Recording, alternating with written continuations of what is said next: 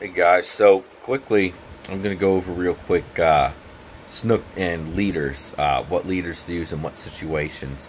And the thing is that snook have very rough mouths, and so it's very difficult to go finesse with them because the lighter you go, the easier it is for them to break that leader. And it also depends on where you hook them and everything.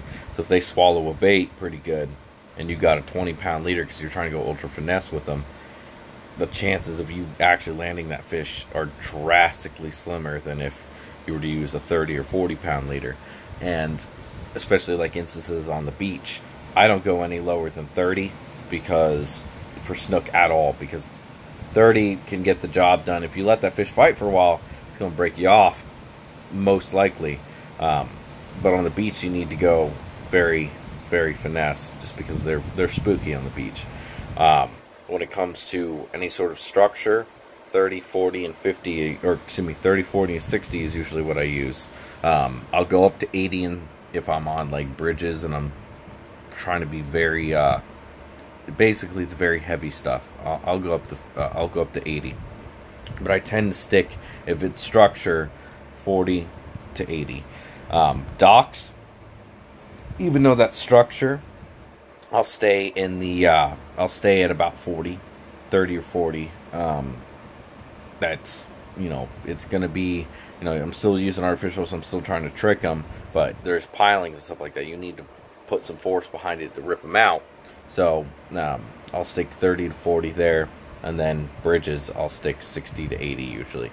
So a lot of people have their preferences, whether it be fluoro or mono as well. Fluoro is good for top waters because it floats. Mono has a lot more stretch to it than fluoro does, and so you really have to kind of judge for yourself whether you want there to be any stretch or if you don't. Fluoro, I tend to use it more often than not, just because it's a little thinner as well than mono. Now if I'm dock fishing, I like to use fluoro. I don't like to use mono. If I'm structure fishing, I basically like to use fluoro. If I'm out in the open water, I'll use mono because I'll let that fish run. It really doesn't matter as much if the structure, but the stretch is the most important part there. You don't want any stretch if there's a bunch of structure that fish is going to get into. So that's basically it. I mean, there's not too much to really talk about when it comes to leader. It's you want to go as heavy as you can get away with, just because they're so easily able to rough up that leader, and the longer you fight that fish, the greater of a chance of it just breaking you off. It happens all the time.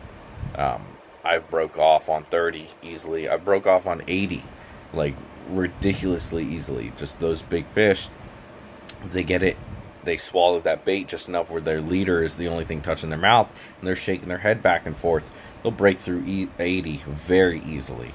So that's especially the bigger fish.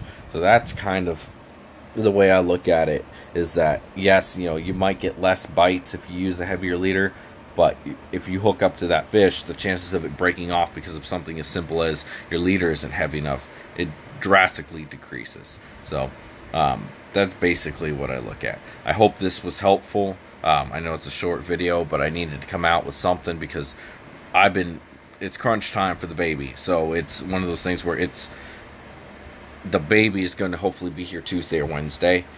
So it's been hectic. Go check out the live stream I did last night with Josh Taylor if you haven't.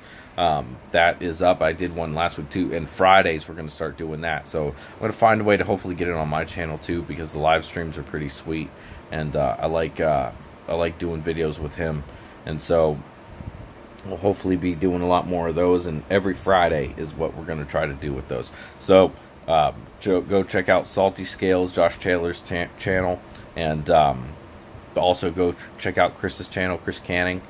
We're hopefully going to be doing a lot more collaborations, so it's going to be pretty sweet.